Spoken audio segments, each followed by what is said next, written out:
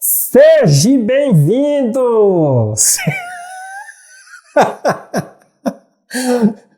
Pela 36ª vez, seja bem-vindo ao estudo Nosso Lar Segundo o Hermetismo, um estudo aberto, gratuito do Círculo Escola. E ao longo desse ano, por 36 encontros, eu te dei bem-vindo ao estudo Nosso Lar Segundo o Hermetismo. E essa é a penúltima vez que eu digo isso para você. Nós estamos na penúltima aula do nosso estudo e hoje é dia de um mega bafo espiritual. Eu sou o Juliano Posati, sou fundador do Círculo Escola Filosófica e talvez você esteja trombando pela primeira vez com uma aula minha, pois seja muito bem-vindo, você está 35 aulas atrasado, mas é só voltar aqui no canal e buscar se inteirar desse estudo. Estudo aberto, gratuito, ficará disponível aqui enquanto o Círculo Escola existir no YouTube. Olha, para você que nos acompanha, é sempre muito importante se inscrever no canal, deixar seu like, fazer seus comentários. Sabe como é? A gente trata de um assunto disruptivo, não é o assunto assim popular do momento, não é o último pancadão, não é a última dica de Minecraft, não é o último bafo político da história. Então, toda ajuda, né? Toda contribuição, toda interação que você faz no nosso canal ajuda muito a divulgar ainda mais este curso. E se essa vibração conecta com você e você conhece pessoas para quem talvez esse curso faça sentido, copia o link, manda no WhatsApp da família, da sogra, do periquito, da papagaia. Tá começando mais um Nosso Lar Segundo o Hermetismo e hoje, finalmente, chegaremos ao bafo espiritual, histórico. Hoje é Silvia Popovic na veia. Vem comigo.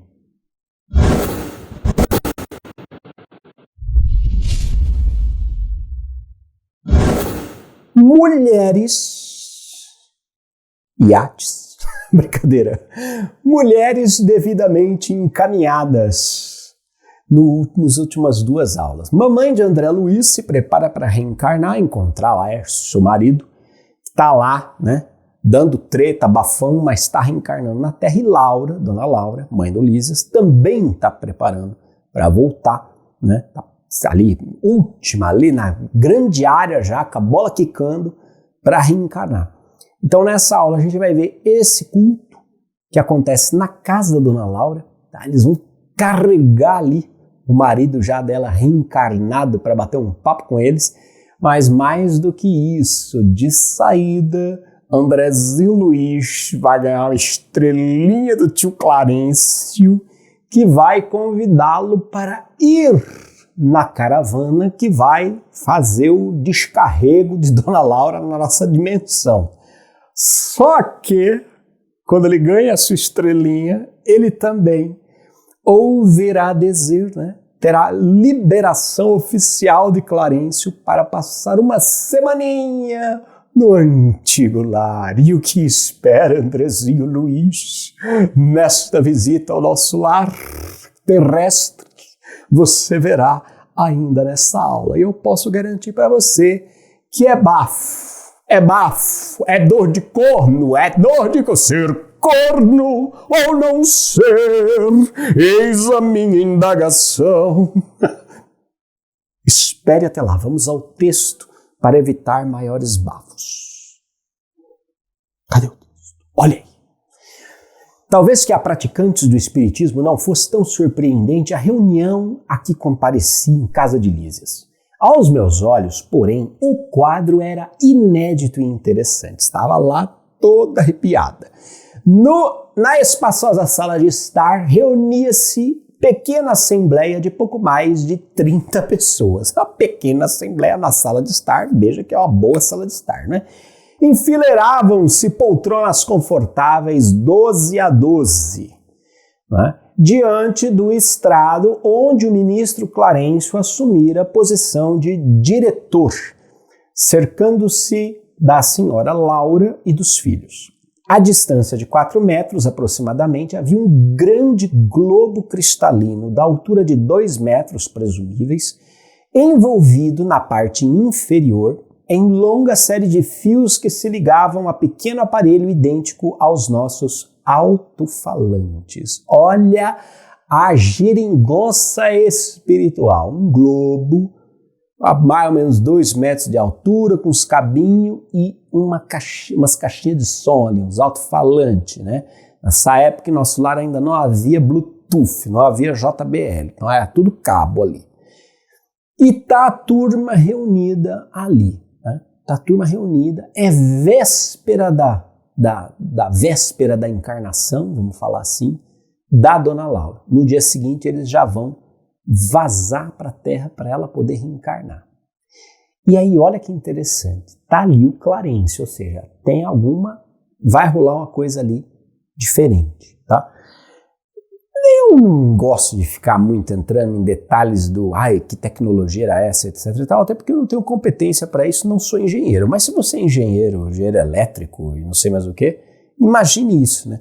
Eu imagino, até nós tínhamos um globinho aqui atrás, tem um globinho aqui que joga um plasmazinho assim, já viu aqueles globinhos? Você põe a mão aí, fica o cabelo em pé e tal.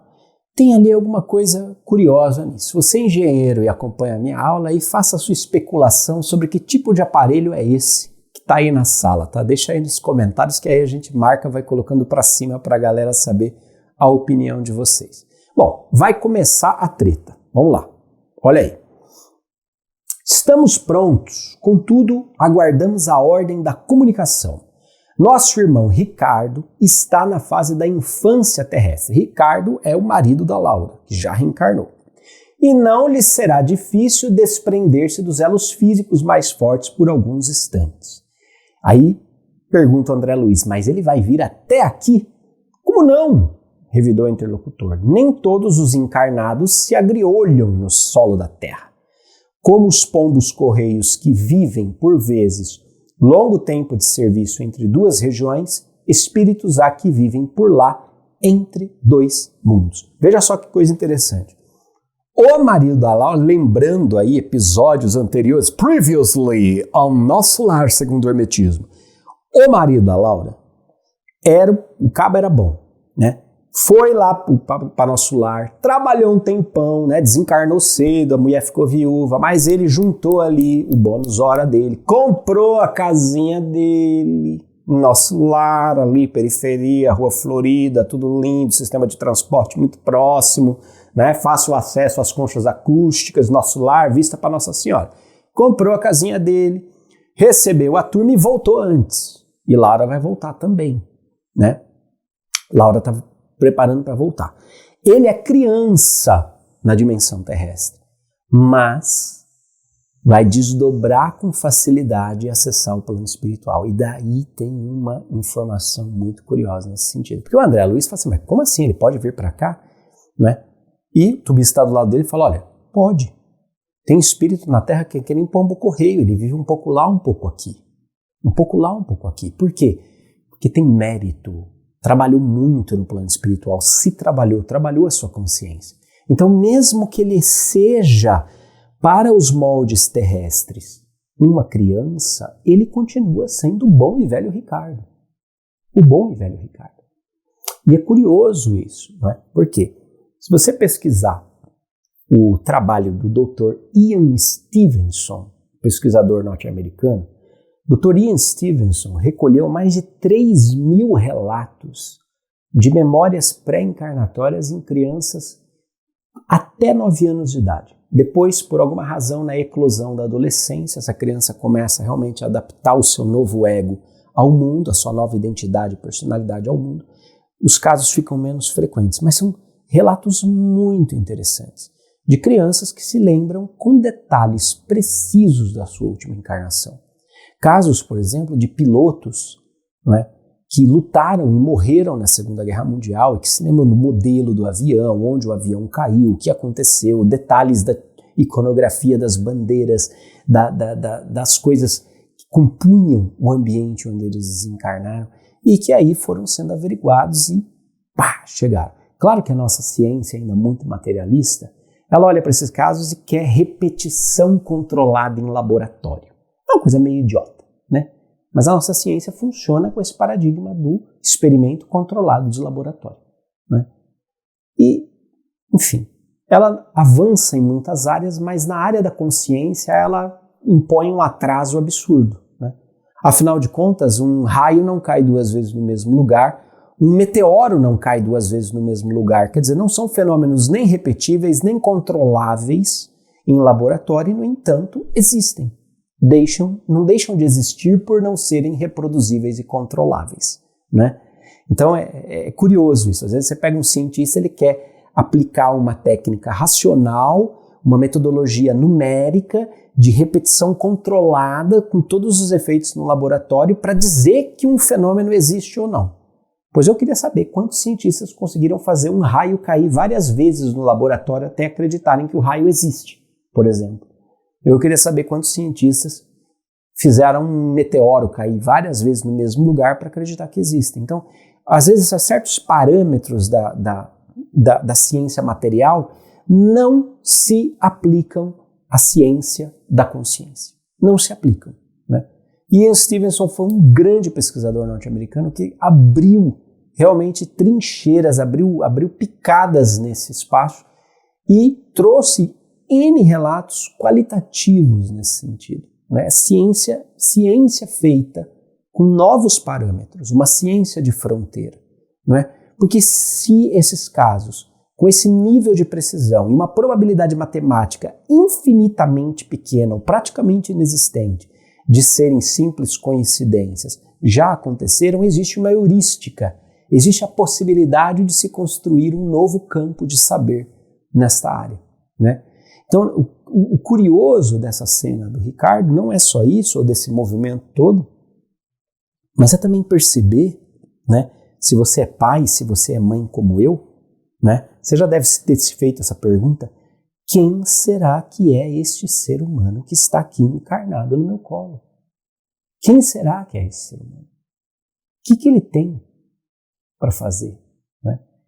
É curioso isso, né? Porque as crianças elas têm um acesso muito límpido da dimensão espiritual, guardam memórias espirituais muito interessantes. Eu me lembro, uma vez nós morávamos ainda em Jundiaí, bem no comecinho do Círculo Escola, e nós fazíamos uma reunião mediúnica na minha casa, todas as semanas. O combinado com os espíritos era: a reunião começa quando o Lourenço dormir. O Lourenço tinha 2 para 3 aninhos nessa época. O combinado era isso, né? A reunião começa quando o Lourenço dormir. Aí tenha paciência. Se quiser abaixar, abaixa. Se não quiser também, paciência, porque é o que dava para a gente fazer naquele momento. Não tinha assim, hora marcada da reunião. Mas geralmente perto de 8, 9 horas a gente conseguia derrubar o baixinho na cama e começar a reunião.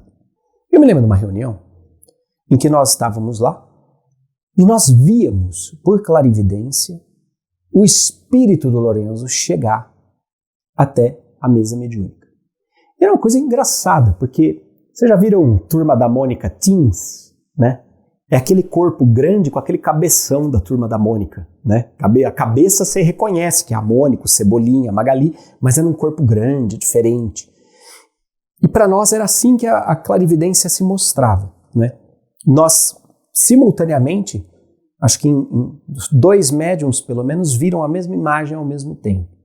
O Lourenço com um corpo grande, mas aquela cabeça de criança, chegando até a mesa e dizendo que precisaria da nossa ajuda para um amigo da escola.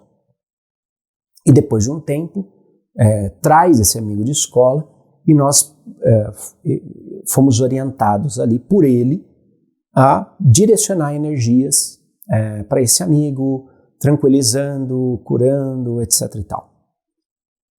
E nós achamos aquilo muito estranho e saímos da reunião com uma sensação assim, tipo, cara, acho que a gente tá viajando mega na maionese. Tipo, que porra é essa, né? Literalmente, estamos virando brisado. Começamos a jogar RPG já, né? Estamos brisado.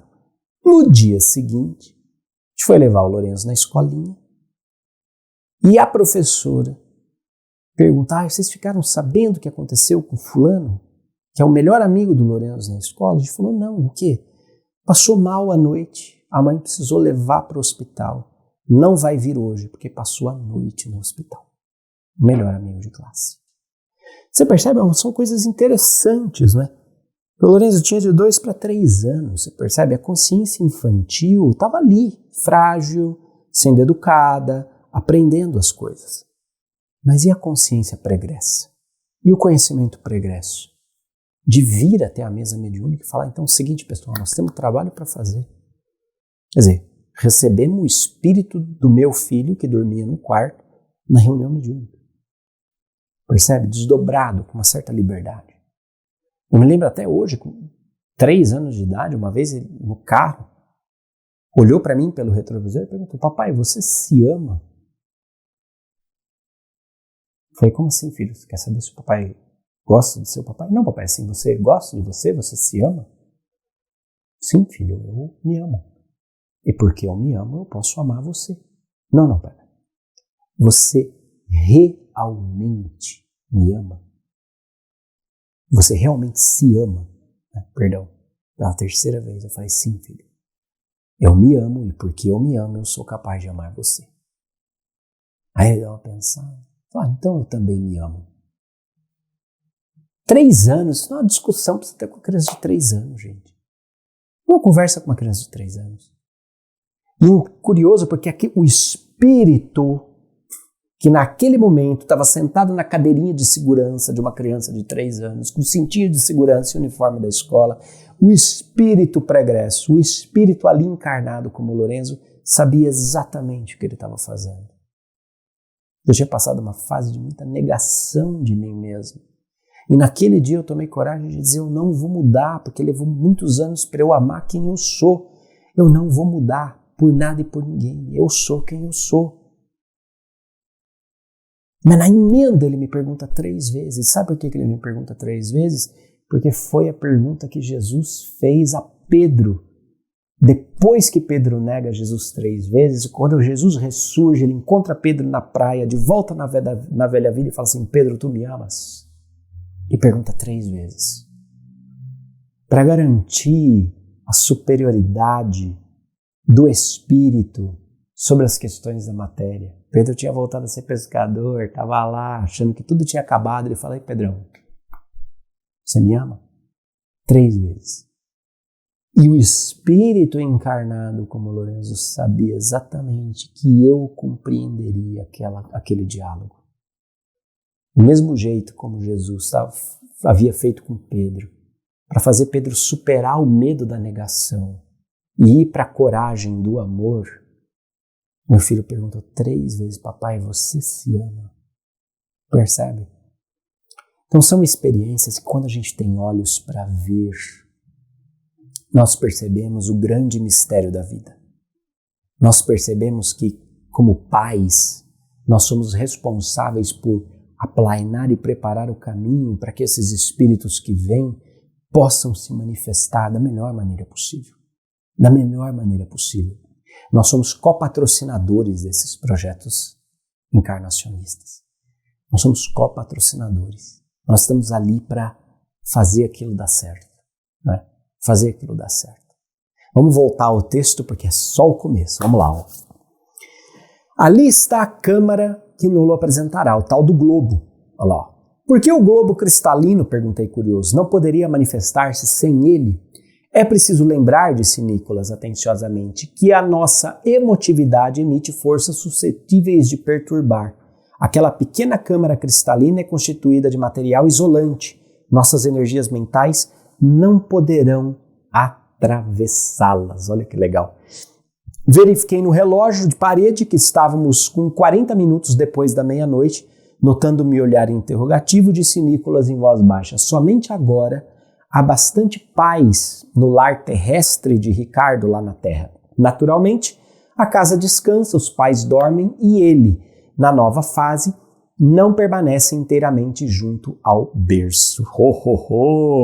Não lhe foi possível continuar. O ministro Clarencio levantou-se, pediu homogeneidade de pensamentos e verdadeira fusão de sentimentos.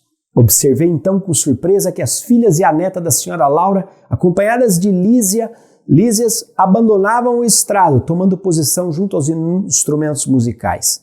Judite, Yolanda e Lísia se encarregaram, respectivamente, do piano, da harpa e da cítara, ao lado de Teresa e Heloísa, que integravam o gracioso coro familiar. As cordas afinadas casaram os ecos de branda melodia e música. A música elevou-se cariciosa e divina, semelhante a cortejo celeste.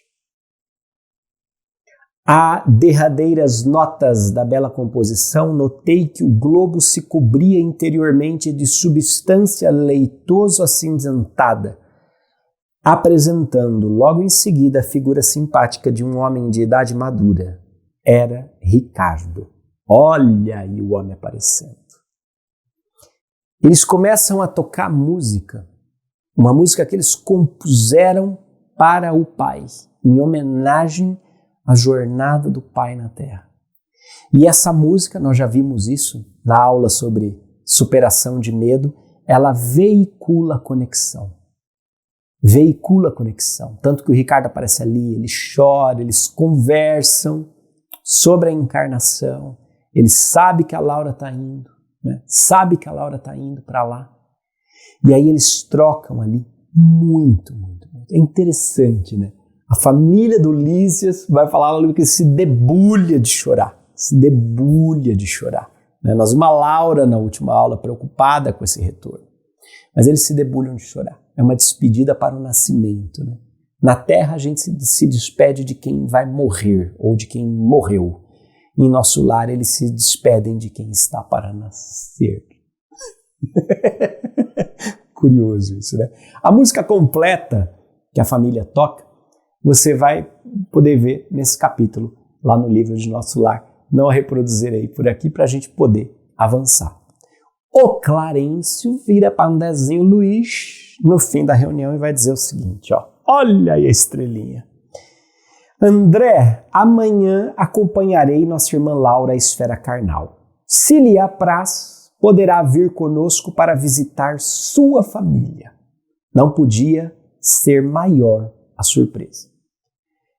Se você tem regular quantidade de horas de trabalho extraordinário a seu favor, não será difícil a Genésio conceder-lhe uma semana de ausência depois do primeiro ano de cooperação ativa. Possuído de júbilo intenso, agradeci chorando e rindo ao mesmo tempo. Ah, querida, porque você não sabe o que te espera. Finalmente chegou esse momento. Finalmente chegou esse momento de voltar, né? E aí a grande surpresa, o grande bafão espiritual. Né? Vai chegar e vai tocar. Ser corno ou não ser? Brincadeira. Vamos pro texto. Eu acho que se um dia eu encontrar o André Luiz no plano... se um dia eu encontrar o André Luiz no plano astral, ele no mínimo vai me dar uma chave de braço com um rala-coco. Mas enfim, estou gozando da minha condição de encarnado nesse momento, fico tirando o sarro do tiozinho André Luiz. Quando eu me encontrar com ele eu me acerto, mas é para proveito pedagógico. Imitando a criança que se conduz pelos passos dos benfeitores, cheguei à minha cidade com a sensação indescritível do viajante que torna o berço natal depois de longa ausência. Tá lá o carioca saudoso. Clarencio abraçou-me e falou, você tem uma semana ao seu dispor. Passarei aqui diariamente para revê-lo, atento aos cuidados que devo consagrar aos problemas da reencarnação da nossa irmã. Se quiser ir a nosso lar, aproveitará a minha companhia. Passe bem, André. Não me demorei a examinar os pormenores. Atravessei celeremente algumas ruas a caminho de casa. O coração me batia descompassado à medida que se aproximava do grande portão de entrada. Ai, todo serelepe, livre e saltitante. Ébrio de felicidade, avancei para o interior. Tudo, porém... Tudo, porém, denotava diferenças enormes. Onde estariam os velhos móveis de Jacarandá? E o grande retrato onde a esposa e os filhinhos formávamos gracioso grupo? Alguma coisa me oprimia ansiosamente? Ah, eram os cornos nascendo, meu caro. Que teria acontecido? Comecei a cambalear de emoção. Dirigi-me à sala de jantar, onde vi a filhinha mais nova transformada em jovem casadora. Meu Deus, que nome mais merda, né? E quase no mesmo instante vi Zélia, que saía do quarto, acompanhando um cavalheiro que me pareceu médico à primeira vista. Ai, o gato subiu no telhado. Vai pra próxima aí, cara. Vai pra próxima que eu não aguento de ansiedade. Gritei, minha alegria com toda a força dos pulmões, mas as palavras pareciam reboar pela casa sem atingir os ouvidos dos circundantes. Simplesmente esqueceu que está morto, né? Que é um fantasma. Compreendi a situação e calei-me, desapontado. Para um pouco aqui. Ai, gente, você vê o perigo de criar expectativa irreal, né? O que será que ele tinha na cabeça quando ele achou que ele ia chegar na casa e o pessoal ia jogar confete para ele? Ô, queridinho, você tá morto, criatura, né? Não tem corpo, amor. Ô, ghost. Né? Você tá morto, filho, não tem jeito. Ninguém tá te vendo. Pode gritar à vontade, de alegria, de tristeza, ninguém está te vendo. Né? É impressionante como expectativa e decepção acompanham a gente até no plano espiritual, né? Porque você cria expectativas irreais e aí depois fica frustrado, né? E tudo diferente. Mas vamos lá, volta lá pro texto. Todo cuidado é pouco, o doutor Ernesto reclama absoluto repouso. Quem seria aquele Ernesto? Tcharam! Aquele momento, Avenida Brasil, pá, congela a tela. Quem seria aquele doutor Ernesto? Mas, doutor, salve-o por caridade, peço, não suportaria uma segunda viuvez. Zélia chorava e torcia as mãos, demonstrando imensa angústia. Bafo espiritual na cara do André Luiz. Casou de novo a amada Zélia com as filhinhas, com outro médico, que também está doente. E a pobrezinha está lá agora, desesperada. Choque de realidade atrás de choque de eletricidade. Olha, eu vou falar para você, André Luiz eletrocutado de realidade. Né? Não é um choquinho de realidade, é uma eletrocução completa de realidade. Tudo mudou, está todo mundo grande, tirar os retratos, esconder as fotografias da família, não se fala do pai, tudo escondido embaixo das gavetas, e ele ali toda eufórica, saltitante, dando com a cara na parede ao som de Mamonas Assassinas. Ser corno ou não ser... Não é corno, claro, eu tô aqui zoando. A mulher casou de novo, minha filha. Assim é a vida. Tocou em frente. Ficou viúva nova, casou de novo. E naquela época, inclusive, 1940, muito difícil, né? Para as mulheres daquela sociedade, a continuidade da vida, cara. Não tinha como trabalhar fora, ainda era muito limitado, percebe? E aí vem o desdobramento. Ai, o desdobramento.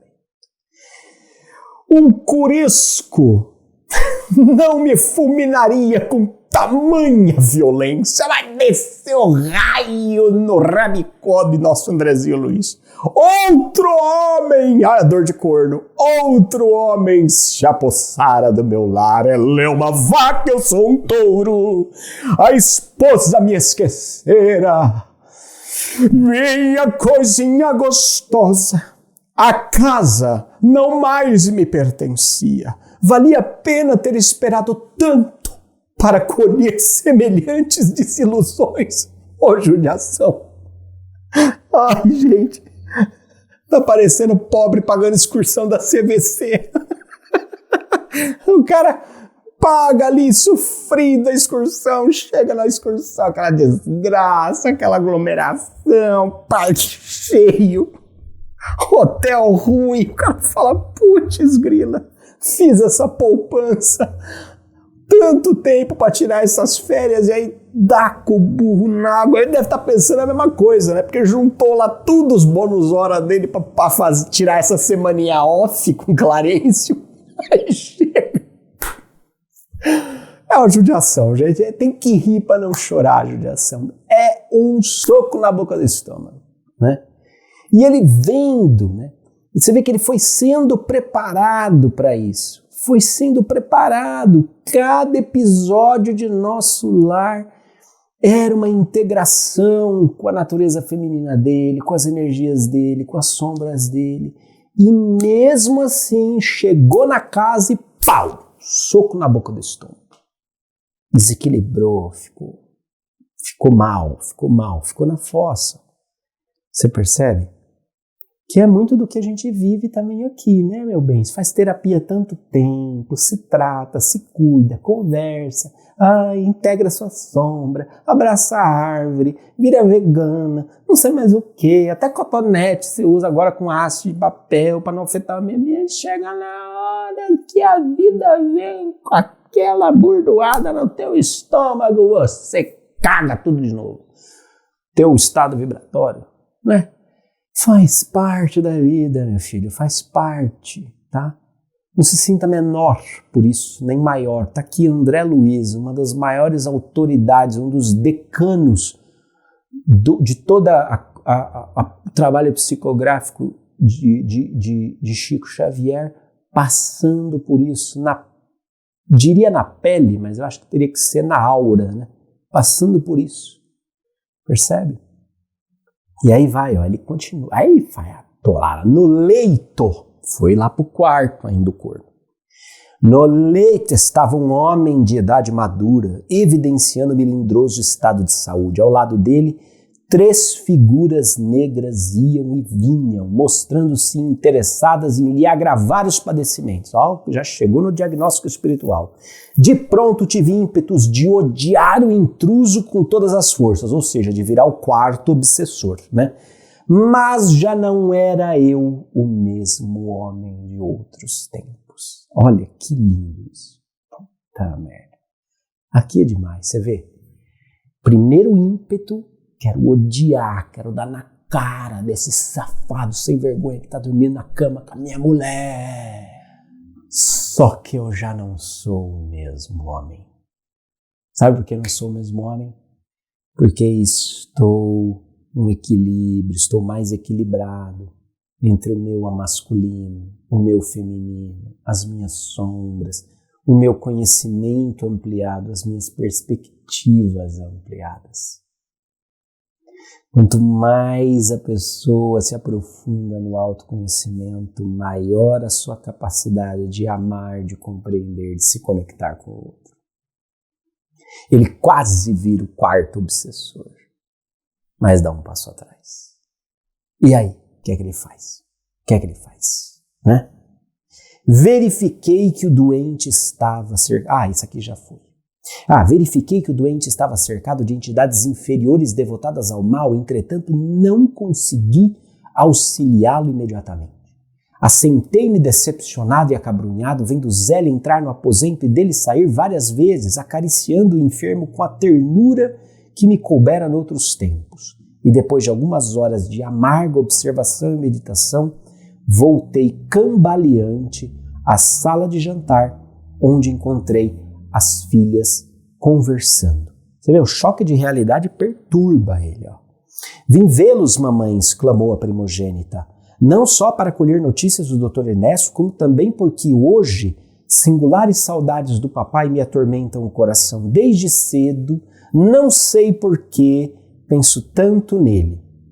É uma coisa que não sei bem definir. Não terminou, lágrimas abundantes brotavam-lhe dos olhos. Olha aí que coisa interessante. A filha falando que está pensando no pai o dia inteiro, porque na sua sensibilidade mais mediúnica, mais treinada, percebeu a aproximação dele na Terra. Percebeu. Alguma coisa dentro dela percebeu. Né? E é curioso isso, porque essas vontades, essas saudades, esses pensamentos que vão invadindo às vezes o nosso campo, né, a nossa tela mental, não são simplesmente coincidência, coisa na nossa cabeça, besteira nossa, você percebe? Há uma sensibilidade dentro de nós que vibra, reverbera e ressoa com esse campo espiritual e toda a sua movimentação. E ela percebeu isso. Né? E daí, só que aí a coisa... Vamos lá. Vai melhorar. Aproximei-me da filha chorosa e estanquei-lhe o pranto, murmurando palavras de encorajamento e consolação, que ela não registrou auditiva, mas subjetivamente, sob a feição de pensamentos confortadores. Olha que louco. Afinal, via-me em face de singular conjuntura, compreendi agora o motivo pelo qual meus verdadeiros amigos haviam procrastinado tanto o meu retorno ao lar terreno. Nem os longos anos de sofrimento, nos primeiros dias de além-túmulo, lá no umbral, me haviam proporcionado lágrimas tão amargas. Eita, nós, quando a ficha cai, né? À tardinha, Clarencio passou, oferecendo-me o cordial da sua palavra amiga e reta. Percebendo meu abatimento, disse solícito: compreendo suas mágoas e rejubilo-me pela ótima oportunidade desse testemunho. Não tenho diretrizes novas. Qualquer conselho da minha parte, portanto, seria intempestivo. Apenas, meu caro, não posso esquecer que aquela recomendação de Jesus, para que amemos a Deus sobre todas as coisas e ao próximo como a nós mesmos, opera sempre, quando seguida verdadeiros milagres de felicidade e compreensão em nossos caminhos. Te falar, né? Olha, meu filho, não tenho nada para te falar. Só te lembrar, né? Aquela parada do amar a Deus sobre todas as coisas e ao próximo como a ti mesmo continua funcionando. O Clarencio está lembrando, André, de um estado de empatia espiritual baseado na filosofia cristã. Faz ao outro o que você quer que seja feito com você. Não faça ao outro o que você não quer que seja feito a você. Percebe? Na sabedoria dele, ele dá esse pequeno lembrete, que é como se fosse uma dica para o André. Ele está vendo o André cambaleando. Saiu todo cheio de glória de nosso lar, álvido, lúcido, branco, né? Louro de olhos azuis, estava ali cambaleando, fraco, né? Passando mal. Por quê? Porque se deixou afetar profundamente pelo estado emocional daquele lugar. Você vê, nem todo o tempo que ele passou no umbral foi tão dolorido quanto aqueles momentos que ele viveu. Só que essa pílula do Clarencio muda tudo. Nós vamos ver. Em face da realidade, absolutamente só no testemunho, comecei a apoderar o alcance da recomendação evangélica e refletir com mais serenidade. Preciso era, pois, lutar contra o egoísmo feroz. É o último passo desse ciclo iniciático que o André está vivendo no nosso lar. É o último passo, é a última superação do seu egoísmo. É a prova de verdade, é como se todos os outros capítulos do livro tivessem preparando ele para esse momento. É como ele diz, cara, agora eu entendi por que os meus verdadeiros amigos lá de nosso lar atrasaram tanto a minha visita para casa, porque antes ele não teria condição. Era preciso uma jornada de preparo, de compreensão, de expansão da sua consciência para que ele pudesse voltar até ali. E bastou um lembrete do Clarencio e a coisa ancorou. É hora de eu sair de cena e é hora de entrar um novo André Luiz em cena. Um verdadeiro cidadão espiritual de nosso lar. Tema da nossa última aula na semana que vem. Eu vejo você então no encerramento do nosso estudo na semana que vem com o desfecho dessa história. Sempre avante, que questa é uma coisa più importante. A gente se vê semana que vem.